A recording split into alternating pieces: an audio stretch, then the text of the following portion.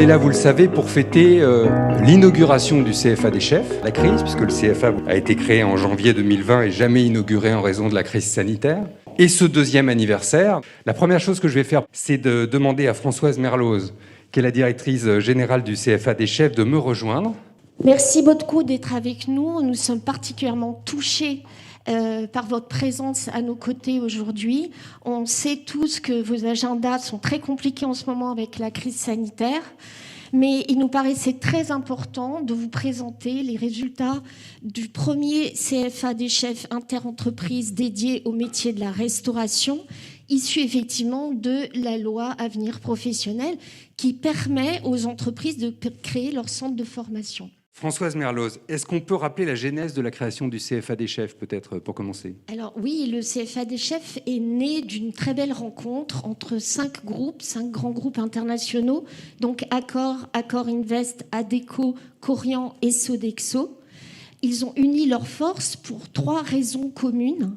Leurs besoins en personnel qualifié, leurs besoins importants et récurrents en personnel qualifié en restauration.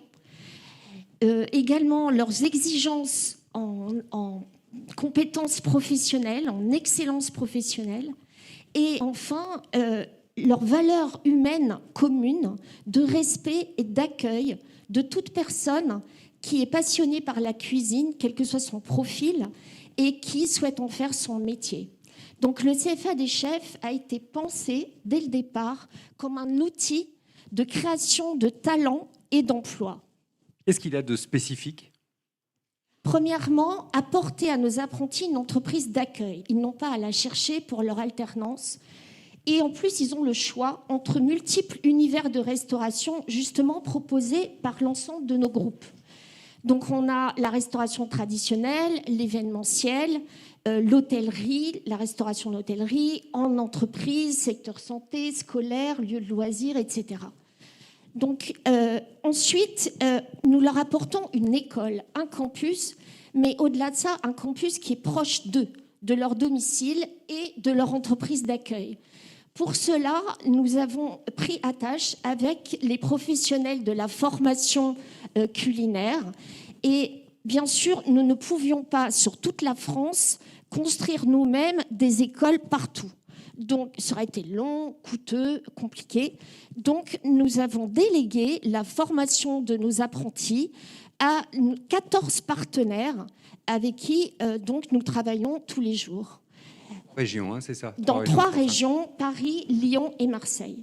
Et je profite de cette occasion pour les remercier tous. Ils ne peuvent pas être avec nous aujourd'hui dans la salle pour des raisons sanitaires, mais je les remercie de la relation de confiance qui nous lie. Et bien sûr, j'adresse un remerciement appuyé à toute l'équipe du CFA Béliard aujourd'hui, M. Mailloux, M. Auvigne et toutes leurs équipes, les professeurs et qui nous reçoivent aujourd'hui. Vous concurrencez d'une certaine manière les lycées hôteliers, non ? Alors non, on ne les concurrence pas, on contribue à leur développement en fait. Nous avons apporté, depuis la création du CFA des chefs, donc 400 apprentis, tous ces campus qui sont sur Paris, Lyon et Marseille, et on leur a apporté des classes dédiées d'apprentis motivés, jeunes adultes, pour qui on a pris en charge le recrutement, la sélection, le contrat d'apprentissage, la partie administrative, l'équipement de leur tenue, de leur mallette, etc., le suivi, le placement en entreprise et enfin l'insertion professionnelle dans les entreprises. Donc en fait, on ne les concurrence pas, on irrigue l'appareil de formation. Vous vouliez réagir, Elisabeth Borne ? Non, peut-être dire qu'effectivement, ces CFA d'entreprise, je pense que c'est une avancée importante. On doit avoir 66 CFA d'entreprise qui ont été créés. Effectivement, ça ne vient pas du tout en concurrence avec les CFA classiques ou avec les lycées professionnels. Je pense que vous avez bien décrit le fait que ça s'appuie la plupart du temps sur des lycées professionnels ou des CFA. Par contre, je trouve très intéressant, enfin moi, ce que j'ai pu voir dans les CFA d'entreprise que j'ai visités, c'est que finalement, l'entreprise peut souvent se permettre d'aller chercher des jeunes dont elle se dit que même s'ils ne sont pas forcément exactement dans les cadres classiques, on trouve que le jeune a un talent intéressant. Sans avoir effectivement un CFA, habituellement, on va avoir la préoccupation de pouvoir aider le jeune à trouver l'entreprise. Là, en tant qu'entreprise, finalement, vous avez souvent des critères qui sont plus ouverts que ce que le CFA peut s'autoriser. Et donc, je pense que par rapport à cette voie qu'on veut vraiment promouvoir, qui est l'apprentissage, ça l'ouvre à des jeunes de profils encore plus variés que ce qu'on peut avoir dans les CFA traditionnels. Tout à fait. Vous avez dit tout à l'heure que les lycées qui vous accueillent, en quelque sorte, assurent l'enseignement, mais vous avez des intervenants extérieurs à ces lycées qui interviennent aussi au CFA des chefs. Oui, complètement. C'est aussi un bénéfice des CFA d'entreprise, c'est qu'on peut customiser en quelque sorte les formations. Et nous sommes co-acteurs de la formation de nos apprentis. Par exemple, par exemple, on a des formations spécifiques pour la restauration au secteur santé, des cours de communication en restauration, également tout ce qui est tendance culinaire en restauration, la cuisine veggie, le développement durable, la lutte contre le gaspillage alimentaire. Tout ça sont des modules complémentaires que l'on ajoute à nos formations. Alors la première promotion vient d'être diplômée, ils sont 200 je crois. Oui, c'est ça. Est-ce que la promesse d'un CDI à la sortie du CFA, qui est quand même un engagement majeur du CFA, a été respectée ? Oui, tout à fait. Alors la première promotion a déjà obtenu 90% son diplôme. C'est un beau taux de réussite. Et puis 80% de la promotion a une issue positive à l'issue du cursus, puisque soit ils sont déjà embauchés en CDI, soit ils sont en poursuite d'études. Et ça veut dire que vous avez ajouté de nouvelles formations ? Oui, on a démarré avec le titre professionnel cuisinier sur 1 an, le CAP cuisine 1 an. Et puis cette année, on a effectivement rajouté le CAP pâtissier, le bac pro cuisine et le brevet professionnel art culinaire. Mais ça n'est peut-être pas fini, on en parlera tout à l'heure. Alors en septembre dernier, c'était l'arrivée de la 2e promotion, déjà. À quoi il et elle ressemblent ? Parce que je crois que c'est très équilibré entre garçons et filles, ou hommes et femmes d'ailleurs, compte tenu de leur âge. Tout à fait. Et pour justement illustrer vos propos, Madame la Ministre, nous avons des profils très variés. Nous avons des apprentis qui sont des jeunes adultes de 23 ans en moyenne, mais parfois plus, puisque nous accueillons 17% d'apprentis en situation de handicap, pour qu'il n'y a pas de limite d'âge à l'apprentissage. Nos apprentis ont effectivement un niveau d'études également très varié. Nous avons toute une partie qui n'a pas de bac, l'autre partie qui a obtenu son bac et même des diplômes d'enseignement supérieur. Et puis, nous avons également des apprentis qui nous viennent de l'étranger, qui sont francophones, bien sûr, 15% de la promotion.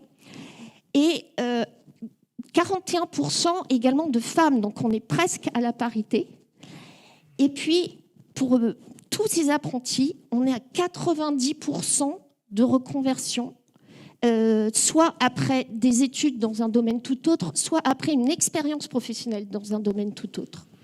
Vous voulez réagir, Madame la Ministre, ou j'appelle dès maintenant les apprentis ? Non, peut-être juste pour dire que là aussi, je pense qu'un des apports importants de la loi de 2018, c'est non seulement de permettre à un CFA de s'adapter, d'adapter ses formations en fonction des besoins de son bassin d'emploi, et en l'occurrence des besoins des entreprises qui l'ont créé, mais aussi d'avoir beaucoup de liberté pour adapter la pédagogie. Et quand vous avez mentionné la diversité des profils, je trouve que c'est très impressionnant de voir que les CFA, ils savent accompagner des jeunes qui sont dans leur cursus initial, mais aussi d'autres qui ont eu un parcours éventuellement à l'université, puis qui veulent revenir à des choses peut-être un peu plus concrètes et professionnalisées, ou des adultes, comme vous l'avez dit, notamment s'agissant de personnes en situation de handicap. Et donc, je trouve que c'est peut-être quelque chose dont on pourrait s'inspirer en général, d'avoir des pédagogies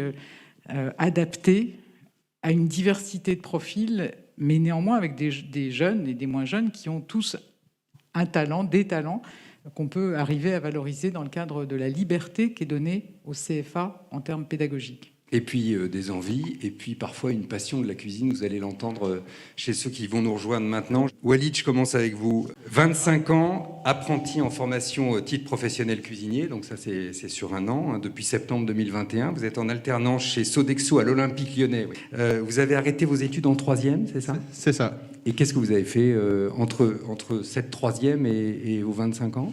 Alors, j'ai travaillé dans divers métiers, pour un peu de tout. Par exemple ? Franchement, dans le ménage, dans la peinture, dans le gardiennage, mise en rayon, tout ce qui tombait sous la main, Ouais. qui prenait. Ouais.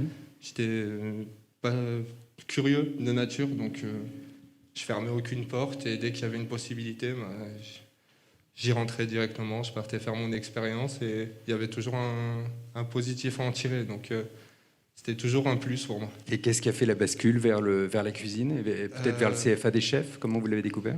Alors ça faisait bien longtemps que la cuisine, ça m'intéressait.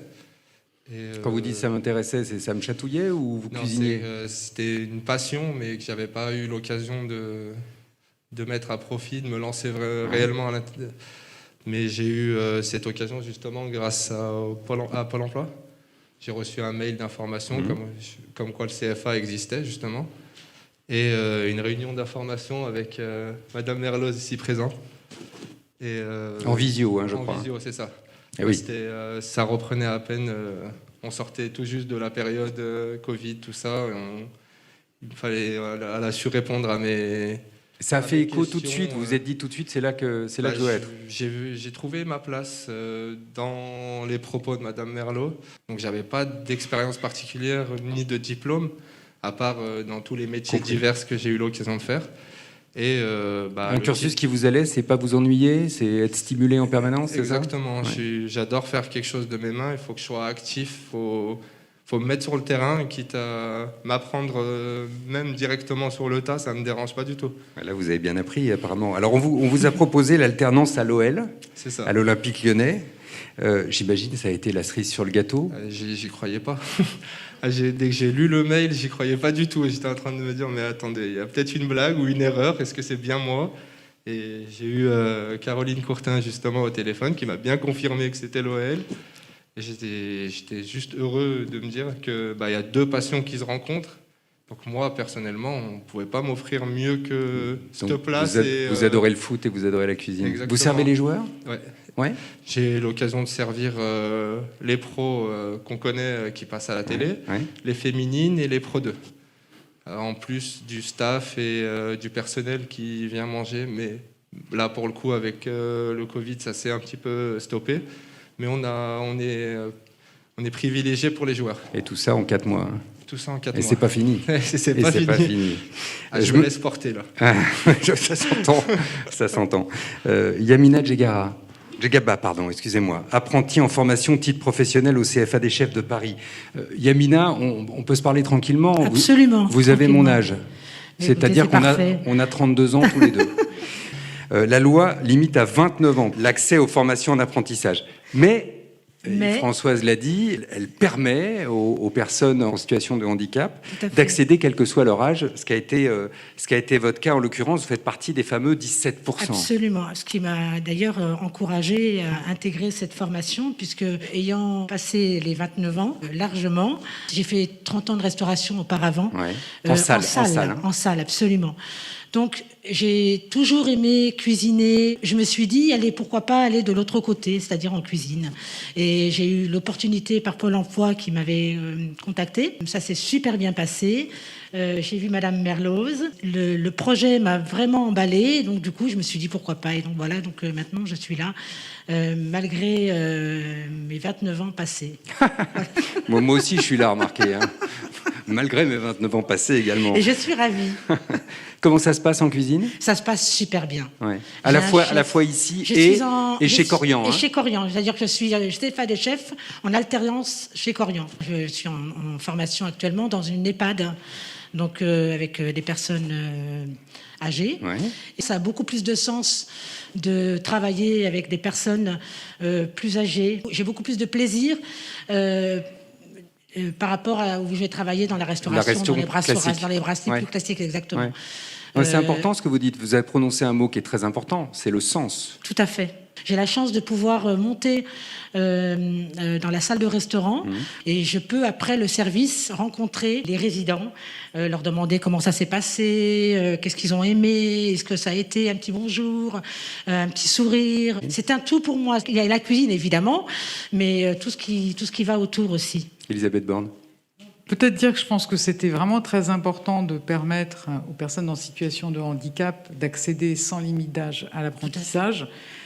D'abord parce que souvent, comme la vie est plus compliquée quand on est une personne handicapée, on a pu ne pas avoir l'opportunité de se former en formation initiale et donc c'est une occasion de le faire plus tard. Et puis aussi parce qu'il y a beaucoup des personnes en situation de handicap qui ont eu un accident dans la vie qui ne leur permet plus de continuer à exercer le métier qu'elles avaient jusqu'à présent.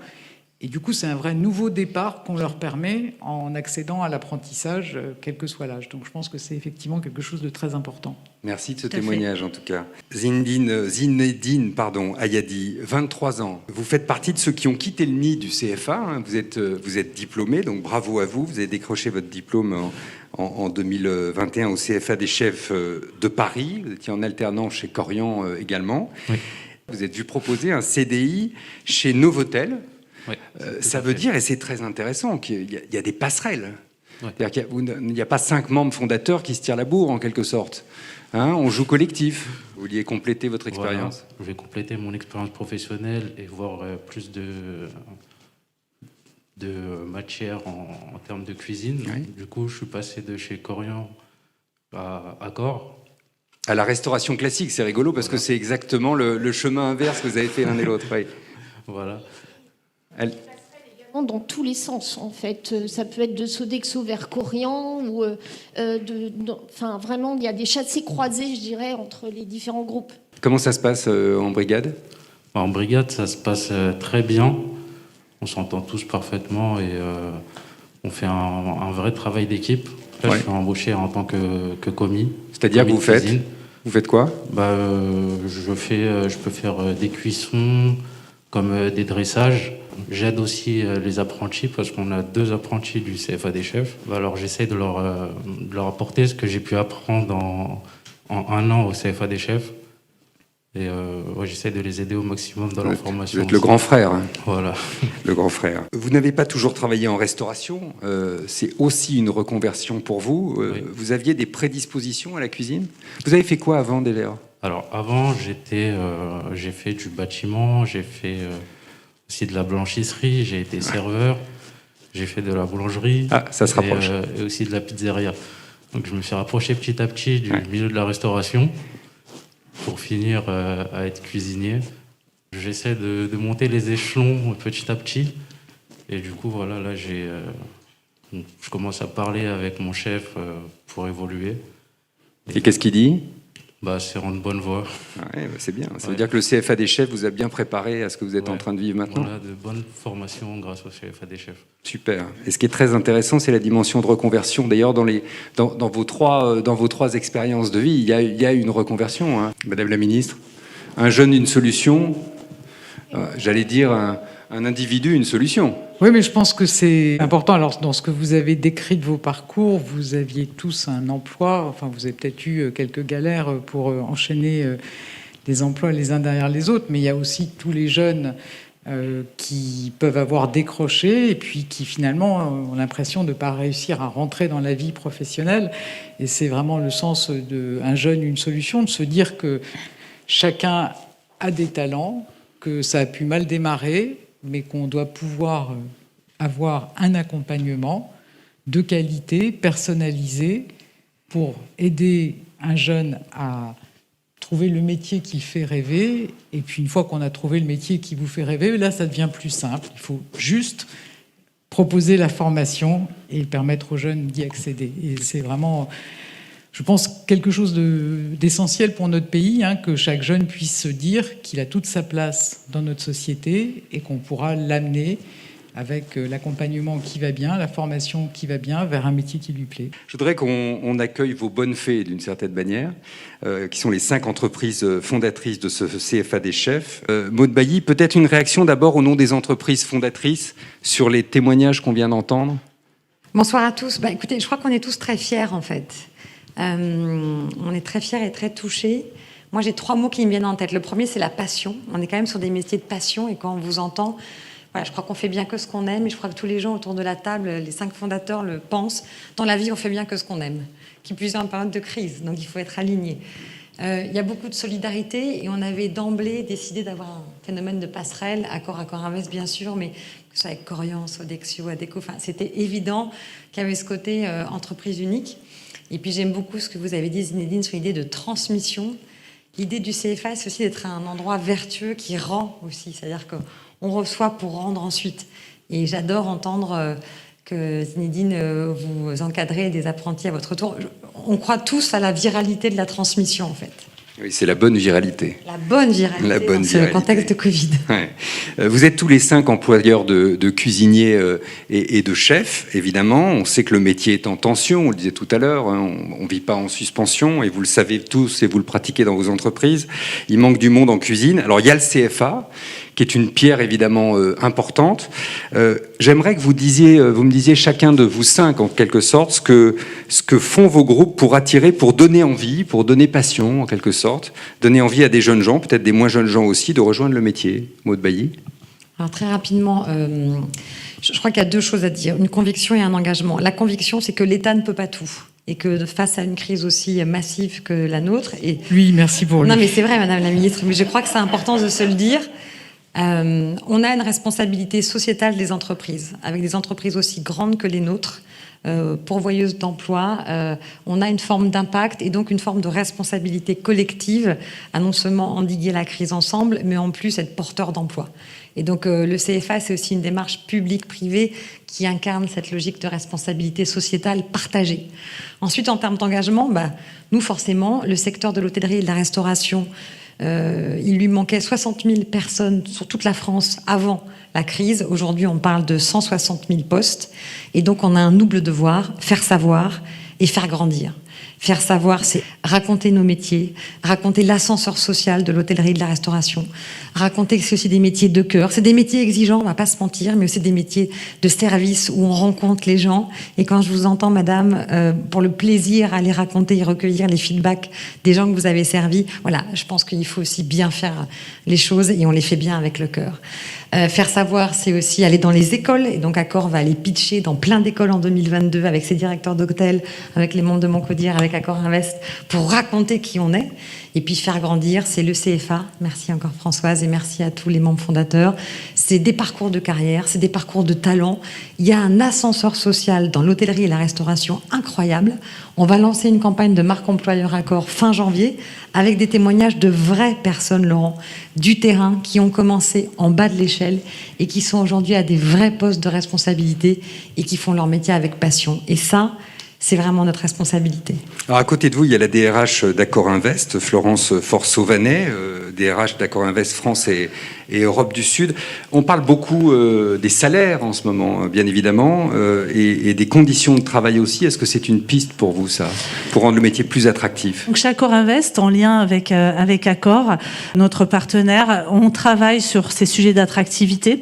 Et nous, donc, en tant que propriétaires, exploitants et employeurs, autour de 3 thématiques qui sont la thématique de la rémunération, bien sûr, puis la thématique de la qualité de vie au travail, et enfin tout ce qui est autour du parcours de carrière. Vous en parliez dans vos ambitions professionnelles tout à l'heure, Zinedine. Et c'est vrai que ces 3 thématiques qu'on travaille aujourd'hui avec nos partenaires sociaux et aussi avec nos directeurs d'hôtel. On a des échanges dans les prochaines semaines et les prochains mois pour aboutir à des décisions partagées. Alors bien sûr, quand on parle de rémunération, on a des négociations de branche qui sont en cours sur la branche HCR, qui sont en train d'être finalisées, puisque on ne devrait pas tarder tarder à pouvoir étendre cette grille de rémunération qui va permettre de faire évoluer la rémunération dans nos métiers.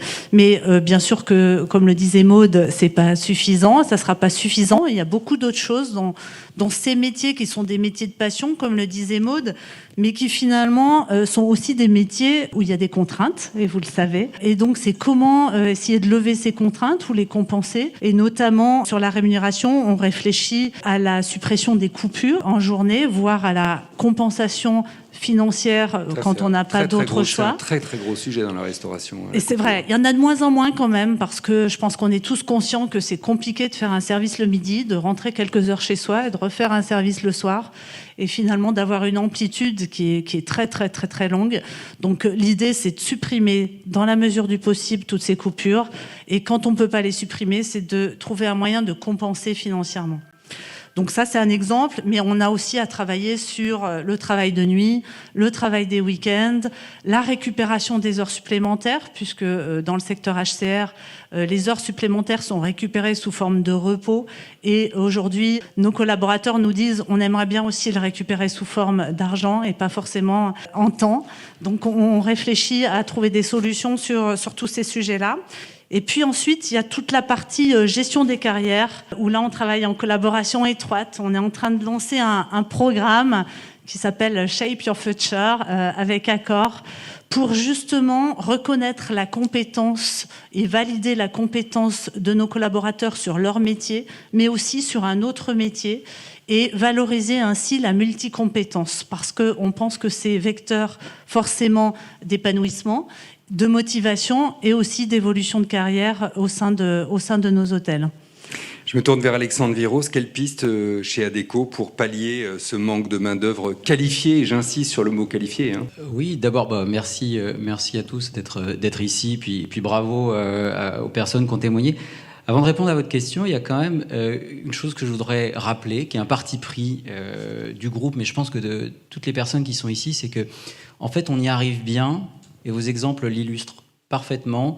On y arrive bien quand on fait confiance en ce que sont les gens, dans ce qu'ils seront, et pas simplement dans ce qu'ils ont déjà fait. Et je dirais peut-être que la pire des choses, c'est d'enfermer les gens dans ce qu'ils ont déjà fait par le passé, en se disant qu'en fait, ils sont condamnés à refaire ce qu'ils ont appris à faire par le passé, que du coup, ils pourront rien faire de nouveau dans l'avenir. Et dans des moments où il y a de la pénurie, évidemment, c'est une absurdité économique, en plus d'être une espèce d'absurdité sociale. Ça, on y croit très fort, hein, dans le groupe Adecco. Nous, on pense même qu'il faut recruter sans CV. Et je trouve ça très intéressant. Votre statistique m'a interpellé, 90% de reconversion. Dans les exemples qu'on a entendus, à part vous, Zinedine, à la fin, sur la boulangerie, mais en fait, vous avez, même vous, Zinedine, eu un parcours, vous avez tenté plein d'autres choses, mais ce que vos parcours respectifs démontrent, c'est que vous aviez en vous cette passion, cette énergie, ce goût de l'hospitalité, ce goût d'accueillir, etc., qui sont au cœur de ce qu'on fait aujourd'hui. Ça, c'est fondamental. J'insiste un peu là-dessus parce que c'est pas toujours comme ça qu'on réfléchit en France. C'est une litote. C'est pas toujours comme ça, malheureusement, qu'on réfléchit en entreprise. Et ce qu'on fait ici aujourd'hui, je pense que ça montre qu'on va dans la bonne direction. La deuxième chose, l'État peut pas tout. Les entreprises, je pense qu'elles ne peuvent pas toutes seules non plus. Et là aussi, il y a un peu un changement d'air, c'est-à-dire que l'époque du monolithe, elle est derrière nous. On est plusieurs entreprises à travailler ensemble. Je pense que la notion de partenariat, créer des plateformes de collaboration entre les entreprises, avec les représentants du pouvoir public, ça aussi, ce sont des choses qui font la différence. Walid, vous, c'est via Pôle emploi que vous avez eu l'information. Ensuite, vous êtes... Yamina aussi. Et Yamina aussi, vous êtes interpellé par la présentation qui est faite du CFA, les entreprises entrent dans la danse, etc., etc. C'est ça qui fait que ça marche. Donc ça, c'est vraiment aussi quelque chose de très important. On n'y arrivera pas tout seul. Il faut fonctionner en réseau de manière beaucoup plus réticulaire que par le passé, parce que sinon, chacun est dans son couloir de nage et puis on n'y arrive pas. Et puis la troisième chose, ça c'est concrètement, le groupe Adecco a des équipes qui sont dédiées à l'hôtellerie, à la restauration, à la formation, à ces changements de méthode. Donc c'est ce qu'on fait au quotidien. Rien qu'en Ile-de-France, on a 6 agences qui le font. Donc voilà concrètement comment tout ça se met en place dans une logique partenariale. Mais encore un grand bravo, bravo d'avoir tenu le défi de l'événement. Et puis bravo à tous pour votre succès. C'est très impressionnant. Puis ça fait vraiment plaisir parce que ça donne pleinement son sens à notre action au quotidien.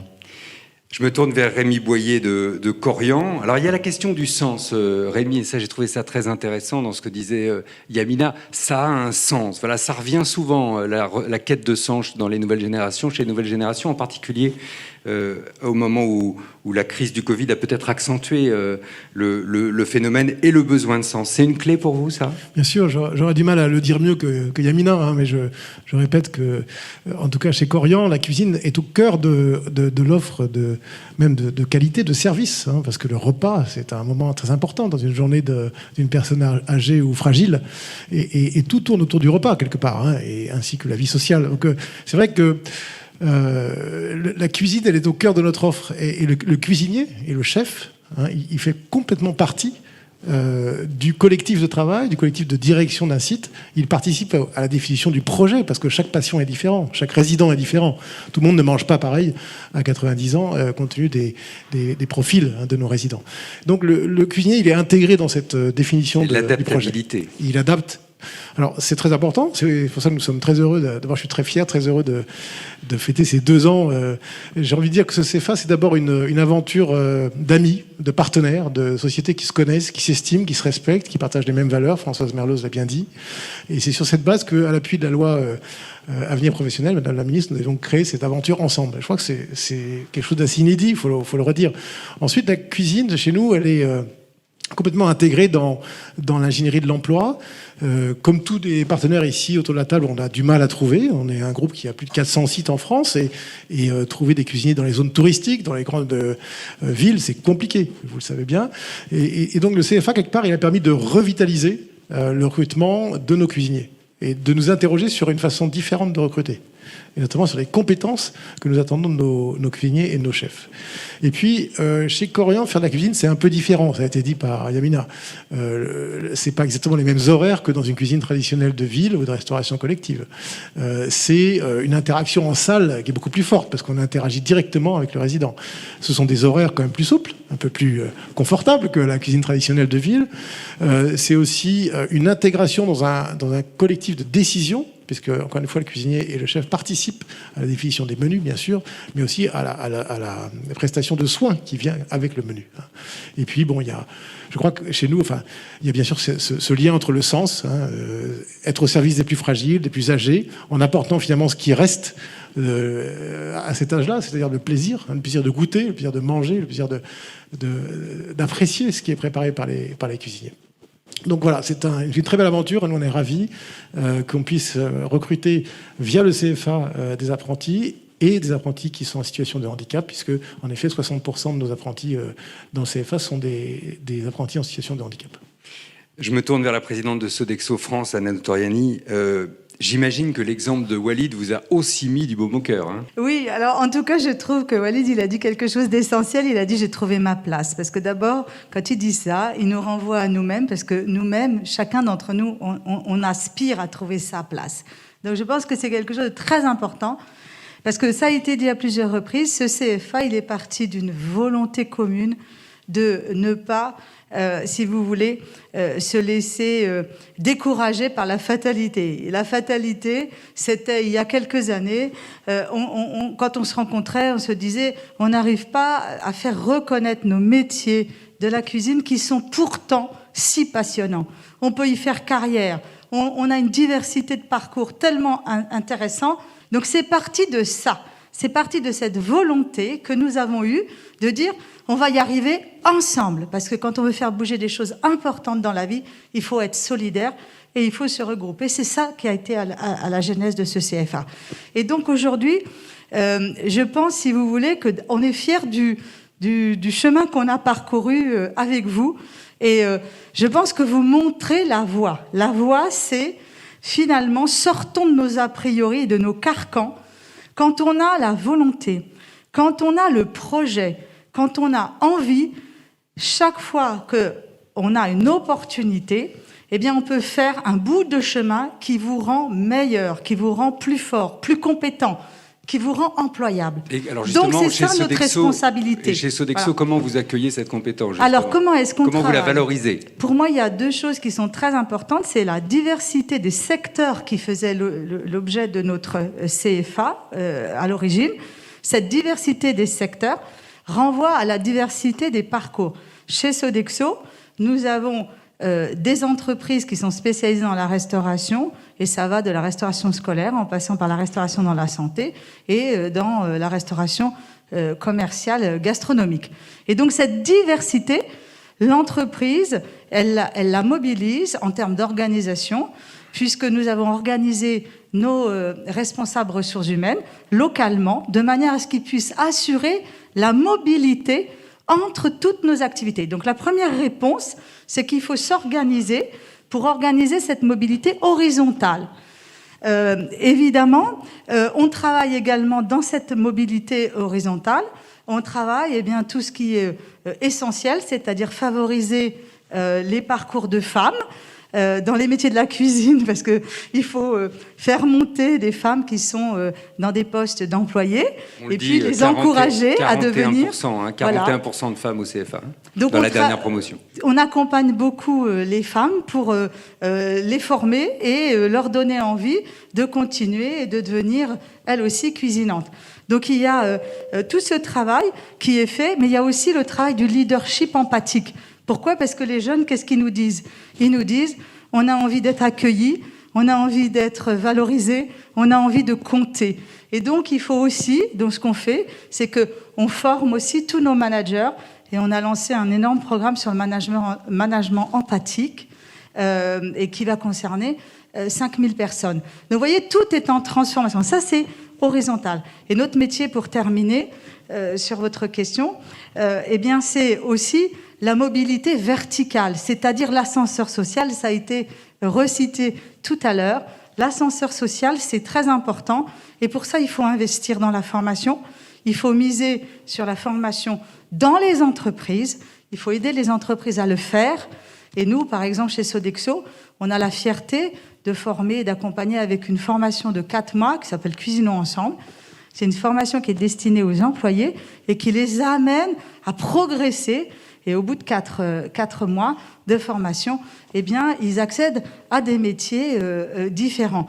Merci beaucoup à tous les 5. Vous voulez dire un mot ou je vous laisse la conclusion dans votre conclusion peut-être tout à l'heure, Madame la Ministre. Françoise Merloz, avant de laisser justement Elisabeth Borne conclure et aussi d'aller faire un tour en cuisine, parce que je ne vous l'ai pas dit, mais c'est la troisième mi-temps de notre affaire. Vous allez tous aller faire un tour en cuisine. Je sais que vous y teniez, Madame la Ministre, et peut-être bien que vous mettrez la main à la pâte. Je ne veux rien dévoiler, mais vous pourrez le suivre en direct tout à l'heure. Jusqu'ici, tout allait bien. Françoise Merloz, est-ce qu'on peut dire, ça va très bien se passer, vous inquiétez pas, les enseignants sont excellents ici. Est-ce qu'on peut dire, Françoise Merloz, un mot des projets du CFA ? Parce que j'imagine que c'est déjà en train de chauffer. Ça boue oui, même. Alors nous avons des projets à court ou moyen terme, effectivement d'élargissement de l'offre de formation en allant jusqu'à des métiers de service et puis peut-être le BTS cuisine, mais également rajouter encore plus de modules complémentaires pour toujours optimiser l'employabilité de nos apprentis. Et enfin, une extension géographique, puisqu'on est déjà un CFA national sur Paris, Lyon, Marseille, mais on va s'étendre sur Bordeaux, Nantes, Nice, etc. Voilà. Madame la Ministre, je vous laisse conclure. Voulez-vous un mot de conclusion ? Je vais vous soulager pour la cuisine tout à l'heure. Je crois que le menu de ce soir est basé sur la brochette. D'accord. Ça tombe bien, c'est ma spécialité. Je pense que ça devrait aller. Ça va bien se passer. Non, mais peut-être, j'ai dit tout le bien que je pense des CFA d'entreprise permis par la loi de 2018. Je trouve que la démarche que vous avez ensemble d'un CFA interentreprise est vraiment très intéressante.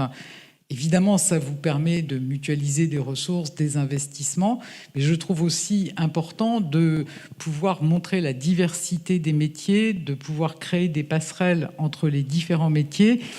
Et quand vous évoquiez les enjeux d'attractivité de ces métiers, certainement la possibilité de pouvoir avoir des parcours professionnels, c'est évidemment à l'attractivité d'un métier, c'est des conditions de travail, la qualité de vie au travail, la rémunération, mais je pense aussi que d'avoir des perspectives d'évolution professionnelle, d'ascenseur social, comme vous avez dit, c'est aussi quelque chose qui est fondamental. Et je pense qu'en vous réunissant, ça donne cette diversité de parcours pour permettre à chacun de se projeter et d'avoir effectivement des perspectives d'avenir intéressantes.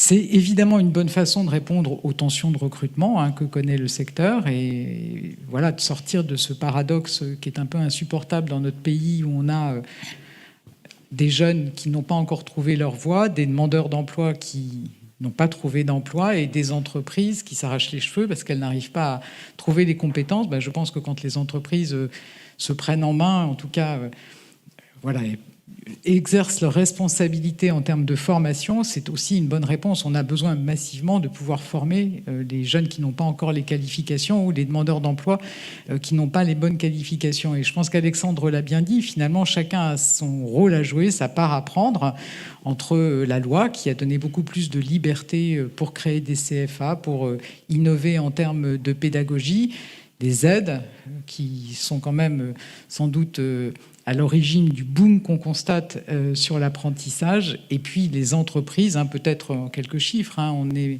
passé de moins de 300 000 apprentis en 2017 à près de 700 000 à date. On va voir si on va franchir ce cap des 700 000, mais c'est quelque chose, je pense, de fondamental.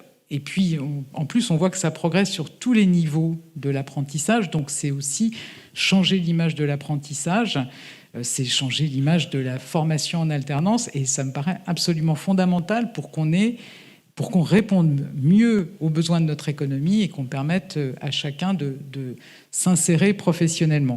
Donc on a des résultats spectaculaires sur l'apprentissage, on a eu des résultats spectaculaires sur le plan Un jeune, une solution, auquel vous devez tous participer et être très fortement engagés. C'est près de 4 millions de jeunes qui ont pu trouver une solution grâce à Un jeune, une solution. Donc moi, je voudrais vraiment saluer à nouveau l'implication des entreprises sans lesquelles, évidemment, rien n'est possible en termes d'emploi. Et puis donc souhaiter plein succès à notre CFA des chefs. Et puis voilà, plein de nouveaux projets, j'espère, qui vont permettre de compléter ces formations, qui permettent d'aller chercher des personnes qui n'auraient pas forcément trouvé leur voie naturellement vers ces métiers, qui peuvent rebondir grâce à vous. Donc un grand bravo pour ce que vous faites. Merci beaucoup. Si vous voulez voir Elisabeth Borne en cuisine, ça va être maintenant. Je vais vous laisser peut-être partir vous équiper. Je faisais de l'électrotechnique. Ah oui, c'était pas mal l'électrotechnique, non? Je ne me voyais pas aller trop loin sur ça. D'accord. En fac de droit, avant. En fac de droit. Et avant, vous aviez fait... Alors avant, je travaillais à Rungis. Ouais. Dans la classe de commande. J'étais en bac général. Et je me suis totalement réorienté en cuisine pour faire ce que je voulais faire, en fait, ce que j'aimais. Alors, madame la ministre... deux exemples de brochettes. La belle brochette et l'autre brochette. Ça va être purement théorique. Du coup, on a fait une brochette, c'est tout simple. On va mettre une base avec du foie gras frais. Ensuite, en deuxième élément, on va percer l'escargot uniquement en son centre pour que ce soit bien au milieu. Et on finira avec une tomate cerise. Allez, au boulot. Non, vous êtes trop fort. C'est pas mal, non? Comment vous avez vécu, du coup, les mois de fermeture? En fait, les CF1, c'est de la pratique. Donc, on n'a pas vraiment fermé, sauf au mois d'avril de l'année dernière. Avril 2021 2021, oui, vous avez raison, l'année dernière scolaire. Ouais. Mais avril 2021, là, on a fermé pendant 3 semaines. Ouais. Mais sinon... Parce qu'on avait vachement insisté, moi je m'étais battue pour que la partie pratique des CFA puisse continuer. Voilà. Ouais. Par contre, nos groupes ont été très impactés par le Covid. Et donc, il y a certains qui étaient en chômage partiel quand même. Ouais. Surtout dans l'hôtellerie, la restauration d'entreprise. Donc, c'était très impacté. Restauration d'entreprise, je pense que ça reste compliqué. Énormément, oui, ça reste compliqué. Donc après, on a fait des transferts d'apprentis d'un site à l'autre pour pas qu'ils restent au chômage partiel, justement. Et c'est l'avantage d'être multi-site comme ça. Qu'est-ce que vous vouliez faire au départ quand vous avez commencé une fac de philo? C'était pour être journaliste. D'accord. Et puis je me suis rendu compte que c'était pas que pour moi, c'était pas... Ouais. Et du coup, ça vous a apporté quelque chose quand même, la licence de philo? Oui, la philosophie, ça m'a apporté beaucoup de choses dans la vie, dans la manière de penser et d'appréhender les choses. Ça va, vous avez des gens au bon niveau là?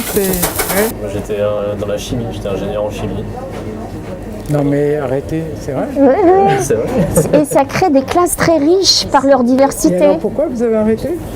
Comme beaucoup de gens, pour la passion, voilà, je dis, D'accord. ça faisait un moment que ça me trottait dans la tête et il y a différents facteurs. Non, mais moi je suis très content que vous ayez trouvé votre passion, mais en même temps, monsieur qui fait de l'électromécanique, là on manque énormément de gens dans l'électromécanique, on manque d'ingénieurs en fait dans notre pays. Écoutez, On manque de cuisiniers. Ça sera plus moi. Ça sera plus vous. D'accord. Vous êtes dans quelle entreprise Je travaille Sodexo. Sodexo Total, d'accord. Je travaille dans la tour Total, ouais. Au club de direction. Oui. Ok. Voilà. Bon. Très bien. Très bien. Faites Bravo, attention. hein. Bon, ben, merci, bon Merci. courage.